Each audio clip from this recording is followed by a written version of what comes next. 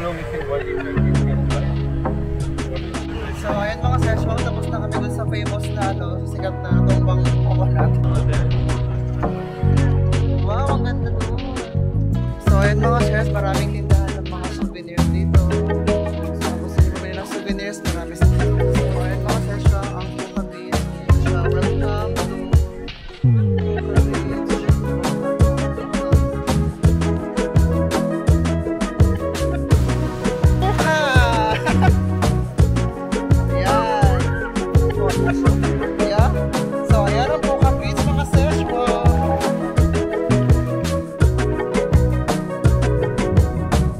So ayan mga session, mag-breakfast tayo sa canteen ni ate, same store kasi masarap ang kanyang luto.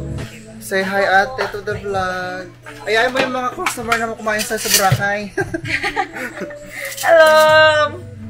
So ayan mga session, pag pumunta kayo sa Boracay, visit lang kayo dito sa ni ate sa Station 2. Oo. Hanapin lang si Ana maganda. Oh, si Ana maganda raw. Ma'am, ayaw ko lang hotdog. So yung damit ko mga seswang ganun pa rin kasi lukot-lukot yung damit ko, hindi ko masuot. Pero ito naman na hindi pa naman to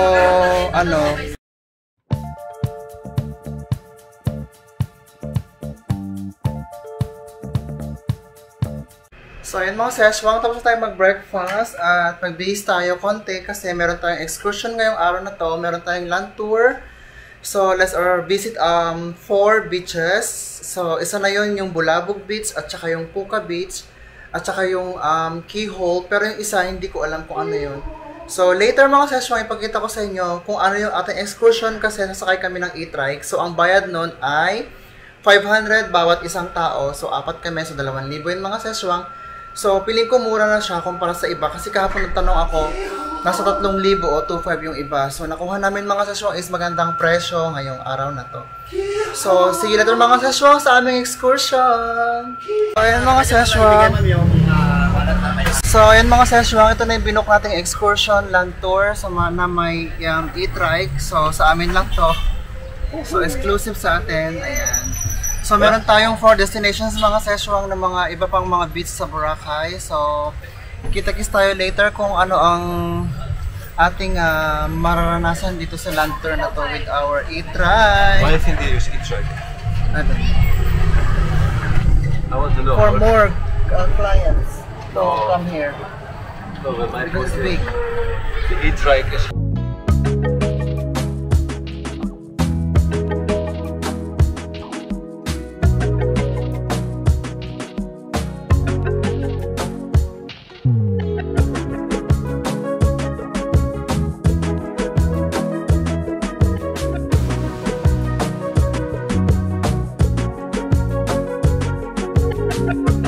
So ayan mga session, kung napapansin nyo sa Boracay, marami silang e-trike. So tinanong ko si kuya kung bakit marami silang e-trike. Kasi daw mga session is mas tipid ito kumpara sa normal na gasolina. Kasi kapag i-charge ni kuya sa isang buwan, ang babayaran lang niya na gastos niya is mga nasa 3,000 pesos. Parang ito e-trike dito mga sesh. Pero pag normal na gas mga sesh, umaabot sila ng 15k isang buwan. So malaking tipid. Tapos napakagaan din daw ng i-drive tong e-trike mga sesh kasi hindi siya mainit sa paa at magaan talaga siyang i-drive kumpara sa normal na tricycle or normal na di gasolina. Kaya popular ngayon sa Boracay ang e-trike. So ayan mga session, ang ating first stop ay Mangrove. So tingnan natin kung anong makikita dun sa first stop natin. Ayan. So meron naman tayong guide kasi kasama na dun sa ating land tour na binook. Enjoy? Yeah. The mangrove also for sure they protect against typhoon. Yeah. So ayan mga session, first stop tayo sa mangrove. Samahan tayo ni kuya sa loob para mamasyal doon sa ating Mangrovos. yeah, pupuntahan. Yeah.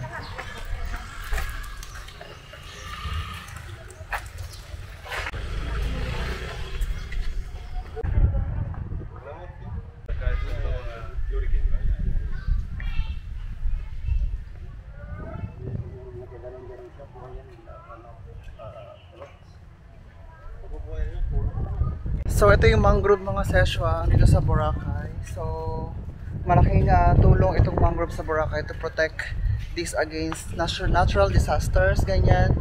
So maganda siya. Ayan siya. A lot of crap. Yeah. And then later we will have a photo here. Roots for Boracay. And crabs. Yeah.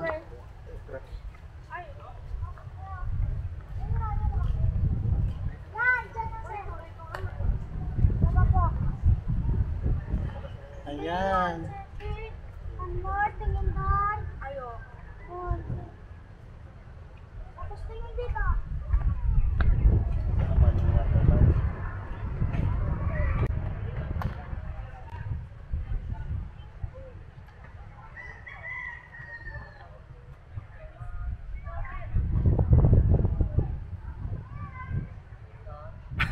So ayan mga seswang, tara na sa ating next destination. Tapos na ang Boracay Mangroves. Ayan, protect Boracay, reserve the mangroves, plant tree now. So ito mga seswang, para maprotektahan ng Boracay sa kanumang kalamidad, baha, bagyo, ganyan. So meron itong mangrove na to, di ba? Tapos meron kaming photoshoot tsaka video shoot na rin mga seswang, nabigay ng tape kasi meron siyang human drone. Ayan. Mga session ang ating second stop dito sa may picture ng I Love Boracay. Nakikita nyo maraming tao na nakapila. So ayan.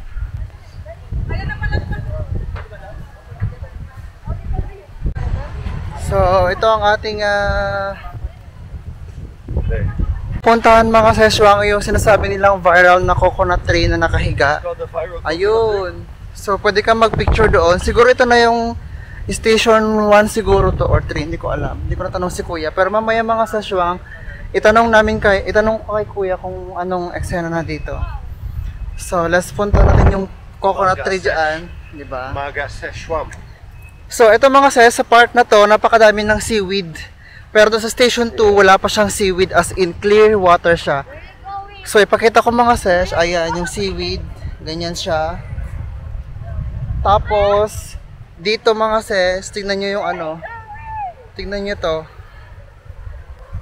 So ito yung dagat dito sa station na to mga ses, maitim siya, marami siyang dumi. Ayan.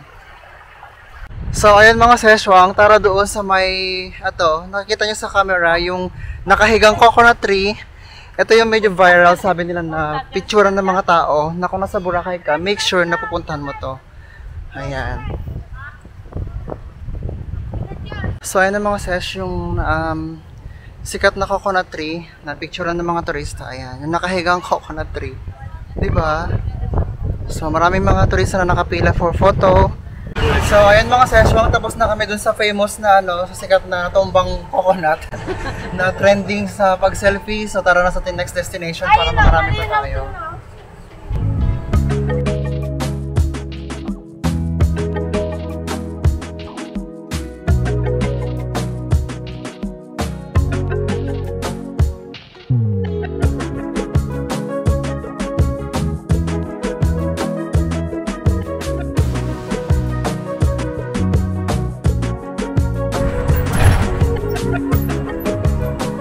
So ito mga seswang, yung kanilang condominium sa Boracay, ang new post. Ayan.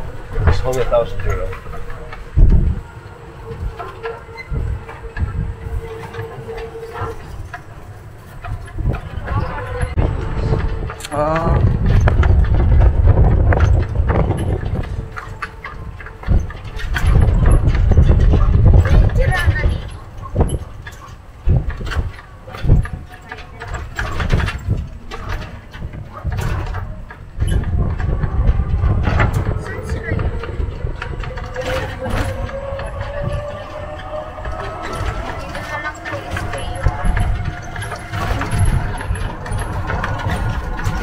Ito yung Belmont Hotel mga seswang.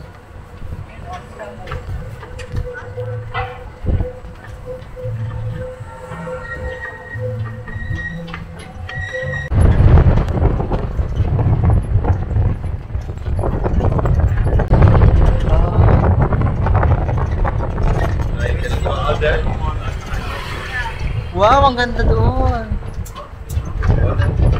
So ayun mga seswang, maganda rin dito sa lugar na to, yung beach nila. O, diba? Boracay, New Coast, ayan.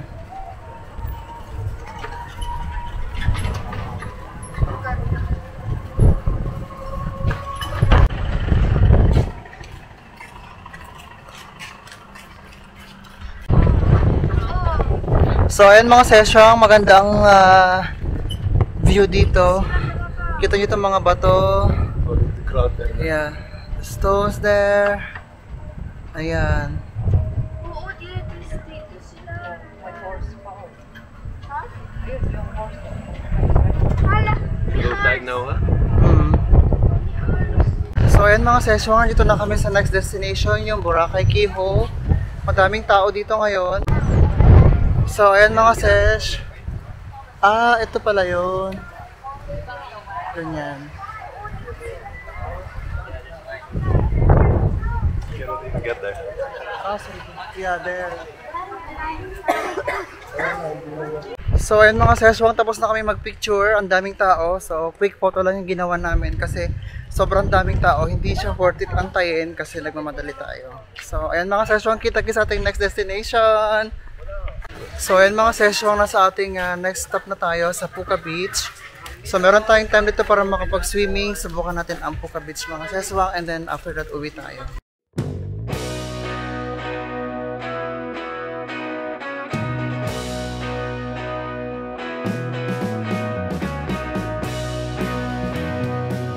So, ayan mga shes, maraming tindahan ng mga souvenirs dito. So, kung gusto niyo bumili ng souvenirs, marami sa may Puka Beach. Ayan. So, ayan mga session, ang makikita dito sa loob ng Puka Beach, maraming nagbebenta ng kanilang mga souvenirs, ganyan. Tapos, diretso doon, papasok ng beach. So, ayan mga session, ang Puka Beach, dito siya. Welcome to Puka Beach, Boracay. So, ayan mga ses, nasa Puka Beach na tayo. Diba? Ayan. So, maganda siya mga seswang, green at blue yung tubig. Mas matingkad ang kulay dito ng blue at saka green niya kaysa doon sa station. I think so. Pero, green tsaka blue siya. Pero may makikita ka pa rin parang itim sa ilalim kasi may seaweed. Yeah. Let's try here. There is also nice, oh. We can go there. Nay! Hey, Jai! Nako dito eh. Oo. You have to swim there with the seaweed. You feel like this in your legs. Ayun mga seswang, hanap tayo ng spot na konti ang seaweed kasi medyo may seaweed sa banda doon. Dito tayo.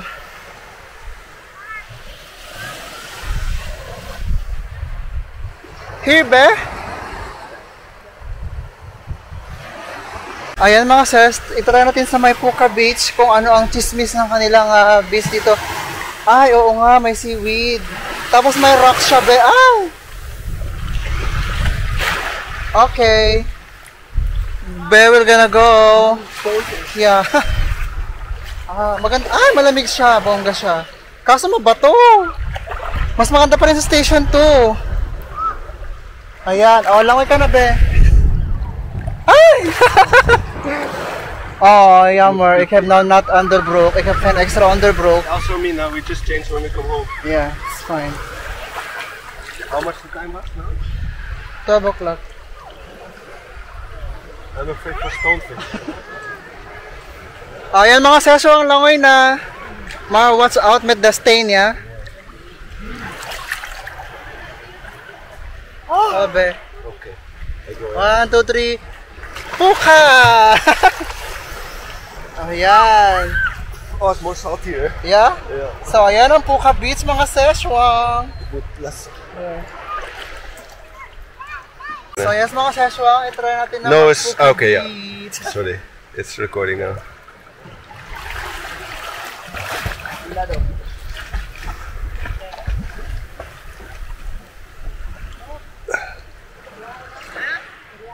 She's not moving.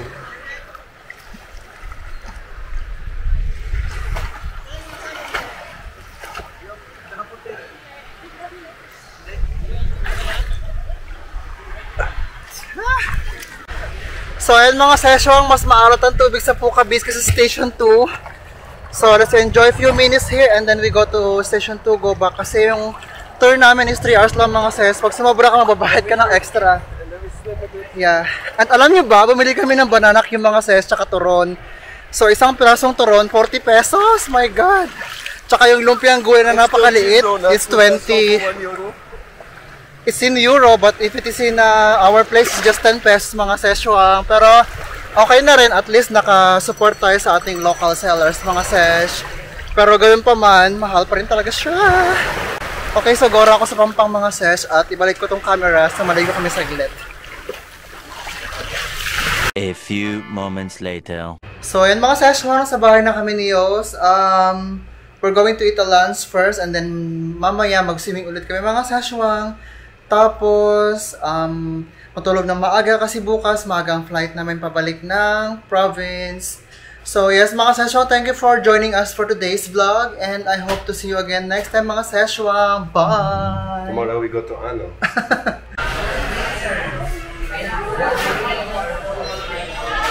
So ayan mga session, mag-lunch kami sa Jollibee. So Yos tried the Jollibee. Anyway, Yos already tried Jollibee in Manila for when we went there, like we tried the chicken bucket. So, it's the second time of Jollibee niyo. Of course, meron tayong chicken, rice, and spaghetti. At meron tayong steak. Ganon din sa kanila. Chicken, spaghetti, and iced tea. Ayan. But Yos took burger. I took the wrong choice. Yeah. Yan siya. Sunday twirl.